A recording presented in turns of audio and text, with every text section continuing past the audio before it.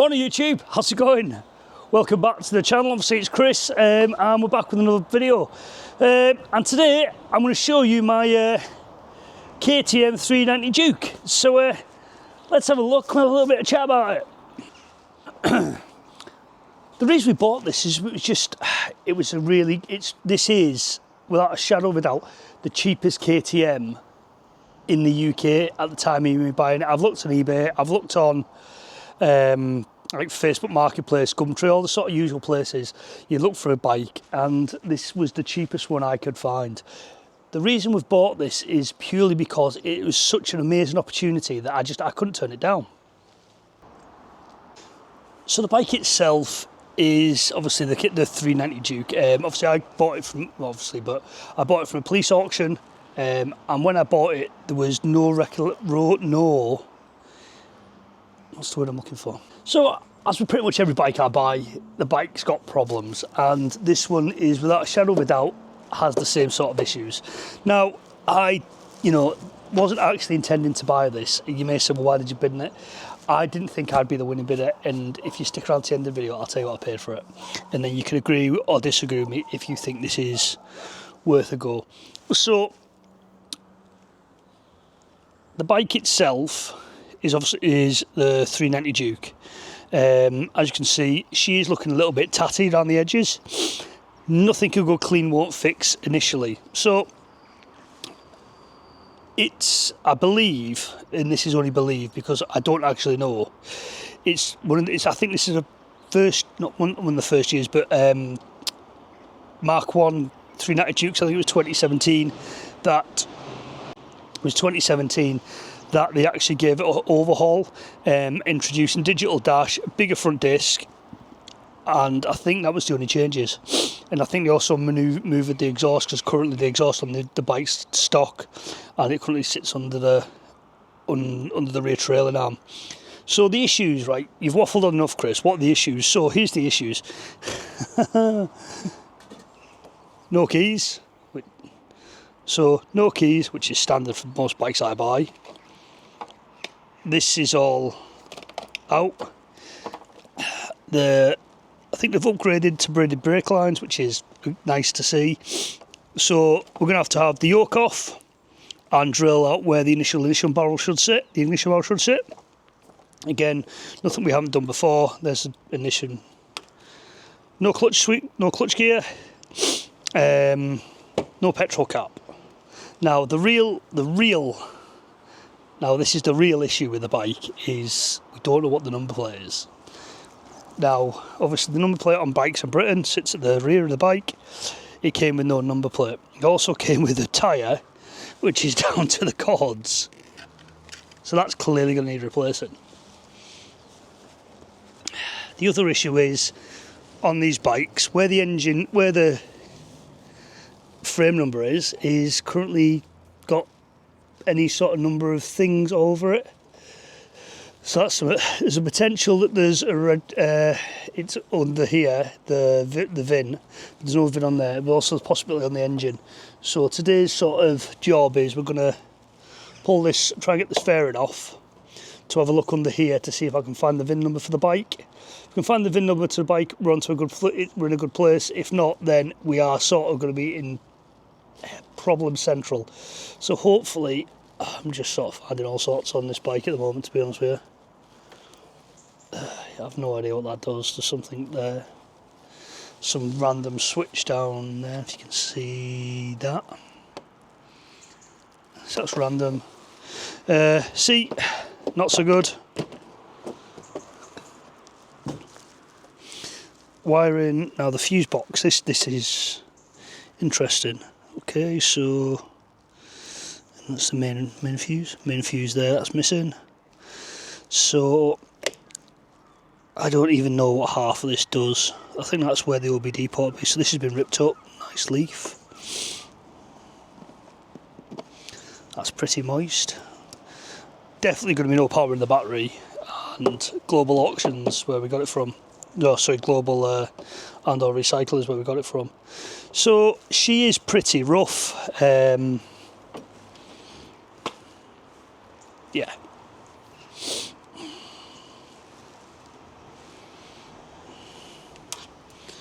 this is some sort of crazy bodge. Hang on, I think that. So that's clutch fluid. Why is that terminated there? So we need new switch gear. The fuck's all... Honestly, this is just like House of Horrors. But yes, we've got ourselves yet another project bike or another problem bike. So I think what we're going to do is I'm going to set you up on the tripod, we'll get spanners out and see if we can get this side fairing off. It's all plastic, isn't it? Get this off and try and get to the tank. And get to the tank, then hopefully under here I'm going to find a VIN number, hopefully. But yes, we'll report back when we've worked out if we can get it or not. So it's been a few days since I recorded the first part of the video, but we've had a delivery and we've finally got the lock set for the KTM as well as a fuel cap cover. So what we're going to do is we're going to whip the seats off. Not that it's going to take a lot to get them off, and then we'll fit this, see if we can get it to start. I think that's the main thing. That's where we sort of decide if we're going to carry on with it or if we're just going to put it back up for sale. So let's get this fitted and then we'll let's get it fitted. So fitting the lock set first, I don't know if I showed you in the last video, but the locks, I think what's happened is it's had a couple of sets of locks. You get my head in the picture. This isn't the first lock set it's had. So when you look at it, it's actually quite cold. When you look inside, you can see that, bring you in and show you. Just flip you around. So in here, down here, Chris, down here, there, someone's actually taken it off and put another lock on it, but they haven't bothered taking the yoke off and drilling it out and fitting it properly. So once we've got the lock actually in and fitted, we'll do that. That's another job, but like I say, I just want to see if it starts. So I'll get this plugged in and we'll go for a first start, if it starts, if it even powers up. So that's the lock actually just plugged in. You can see there's the ignition there. Put the right key in, always helps. Let's see if we get any power. No, absolutely nil power. Right, let's check the battery. There with me. I'm going to get my fuse tester. I don't want a fuse tester, I want a multimeter. So, trusty multimeter, 20 volts. See what the voltage is on the battery. I don't expect this to have any power in it, to be honest with you. Oh, 12 volts. It's got 12 volts. Right, so that's got 12 volts. Why are we not getting power? Fuses. Right, let's check the fuses. Okay, so you should be right on the fuse box now. So the fuse box here, it's got, obviously I'm upside down, so let's pop this open and find out why we've got no power. It's actually struggling with my hands there because it's cold. Right, so we've got a missing fuse here, if you can see that. Missing fuse there. What's that one going to be? Main fuse 30 amps, right. So can we trust a fuse box of fuses here? Right, 30 amp fuse, green, there we go. Right, 1 times 30 amp fuse. Just make sure this is not in the ignition's in the off position. 30 amp fuse in the box. Right, it's a 30 amp fuse in. Okay, just while I've got you all here, I need to ask, why would you put tin foil in these fuses? I don't understand that. So for a better connection maybe, I don't know, but if you can let me know in the comments, that would be much appreciated. Right, let's reposition the camera and see if we get power. Okay, so we've got a 30 amp fuse in. Let's go for some, put it down, if you can see it. Nothing. Why is that not working?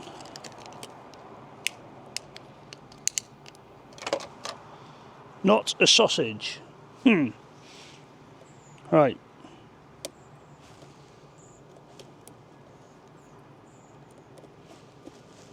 Oh, there we go. That just flashed up then. Right. Let's put the trusty jump pack on it. So we did get something come onto the dash, but it just went off.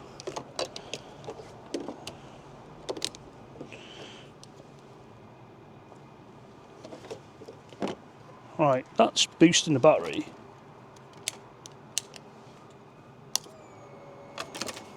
I had the kill switch turned off. So we've got power. This is good. This is good. Right, let's have a look. So we've got power. So we now know that this is a result. So it's in neutral, engine management lights on, ABS is on, and the traction control light is on. That's obviously. So let's see if we can cycle through this trip. Can you see that? That is an absolute result. Look at that. 8,899 miles, less than 9,000 miles on this. That's a result. So, and it even tells the side stands down. I don't know if you're going to hear me up the winds, but hopefully you can. That's a result. Let's go trip switches, modes. Okay, right. So I don't know if this is going to start because we've got no clutch. Clutch it down there. Power switch there. Let's keep it on the tripod and zoom out for you don't have to look at my big massive head and see if we can start it. Let's get you over here.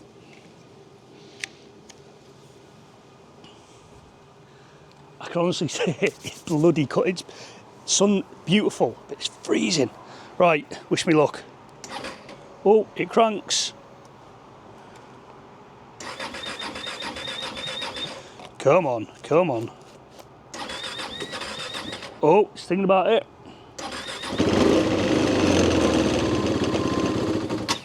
Okay, I didn't like that.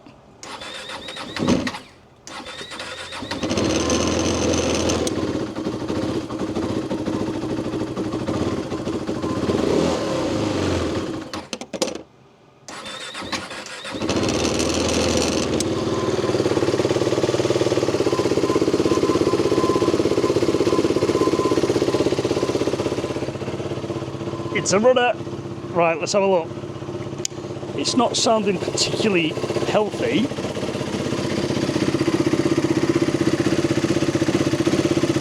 So look around it. It's definitely got oil. Yeah.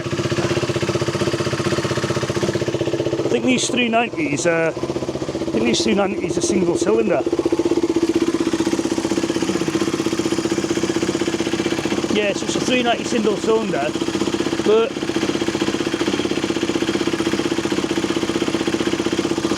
working.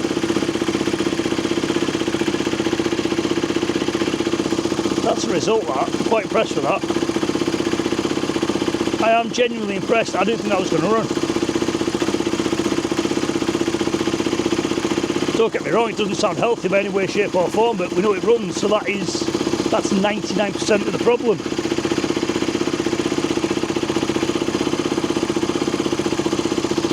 Happy with that. Let's get over there and get you back on the stand, and we'll have a chat about what we're doing. In fact, we'll go and get a cup of tea, get the warm, and then we'll have a chat.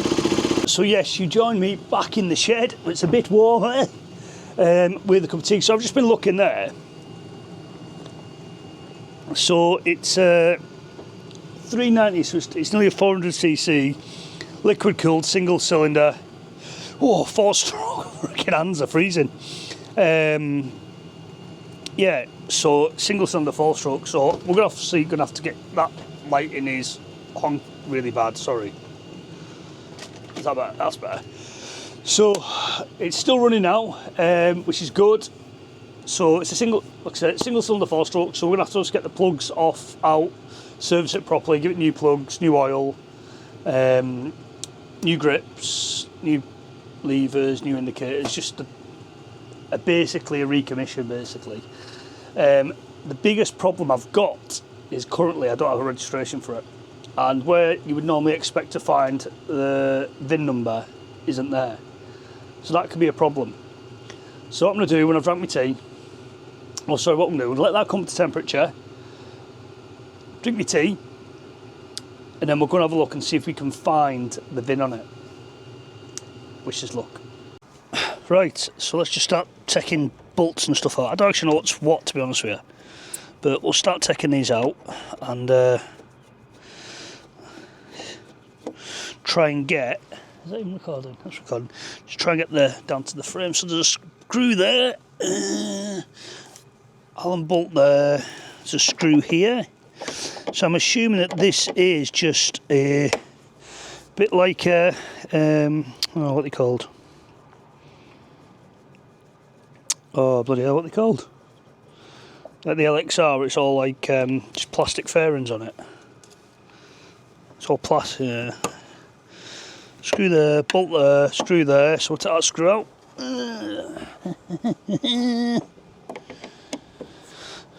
And then there's 2 Allen bolts there, and there's 2 what looks like 10mm, maybe 12 on the side. Little trusty JS screwdrivers for them. Whip them out. Right, bear with me, let's go get a fucking spanner. The 10 is 11mm. This has been off before, you can 100% tell this has been off before. The bolts don't even, it's like the wrong, almost like they're the wrong bolts for it. Something's missing. Strange.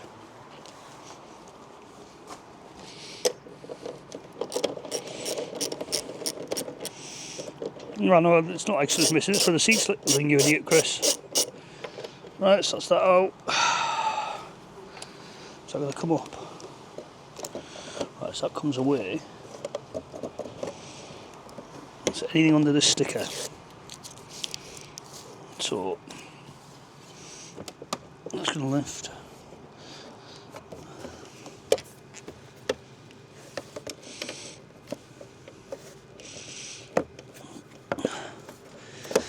So it's just them to come off there. And we should be good to get this off. Right, Allen keys. Put my Allen keys down. There's my Allen keys.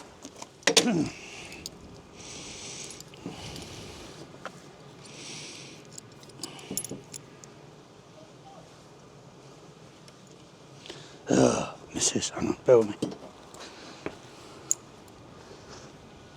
Now I've had a rebriefing by the boss. What I'm going to do is I'm going to whip all this off. I'll stick it on time lapse because it's just me going to be undoing bolts, and I'll come in and explain why I'm taking this off and what I'm trying to, well, I am trying to find the VIN, but so I'll put it on time lapse and it'll be seconds for you and God knows how long for me. I don't ever slow up, no I don't take shit. I got no love for the fakeness. If you wanna play tough and wanna hate this, I'll always show up. I don't ever slow up, no I don't take shit. I got no love for the fakeness. If you wanna play tough and wanna hate this, I'll always show up and make a statement. I don't ever slow up, no I don't take shit. I got no love for the fakeness. If you wanna play tough and wanna hate this, I'll always show up and make a statement. Everything I do so instinctive and so passionate. Every word I move so descriptive like an adjective. I got a vendetta against people who patented being negative when you should be getting. It's for you, about 10-15 minutes for me. And that sun is really, so we've got the tank, well we've got the cover off. And I'm trying to see if there's another anywhere else. So yes, I know there's going to be people in this comment screaming, oh, the VIN's always by the headstock. Agree. But there's no VIN there. So I'm hoping it's behind there. Please be stamped to the frame. So let's try and get that off and then find out why that's covered up and yeah, all that sort of good stuff. Right, let's have it. Okay. Oh, I'll tell you, the plot thickens with this. So we've got, oh, it's going to adjust the light, there we go. So we've got the tank off, as we just saw. And I'm just looking for where the VIN should be, so it could be under the seat, on the frame headstock, just by the tank. And yeah, I think it probably has been there. But yeah, I'll take you over and show you. The one more place it could be, the engine number, might be my saving grace. I don't know. But I've started poking around, but I thought what I'll do is I'll show you where I've looked initially. And there's one more place I can check. But if not, then I don't know what I'm going to do. So I just want to clarify, I'm going to put these on the screen. This did come from a police auction. I've not nicked it and tried to do anything with it. I will put pictures of the police auction on there. But so frame number VIN number would be there usually. The headstock, that's there. Just look at my other one. Let's have a look. There's the VIN there, VIN plate there. So yeah, we're pretty good there. And the VIN there. You can see that. No, you can't even see that because it's looking in the wrong place. VIN there. Sticker there, and obviously I've got the reg there with the V5. So that's where you would normally look. So I've looked there, and it's not there. So I thought, right, okay, there's tape over this bit. So I wonder what that is. So that's a KTM sticker, yep. But there, yep, they've ground that off as well. Well done. It's not looking good, this, is it? Yeah. Right, one more place I could try. So I looked online, and it did say the engine number was there. Clearly isn't there on this. It may differ slightly, so there's one more place. Let's just check. Down by the kickstand. Oh yeah. Oh god, I'm too old for this. And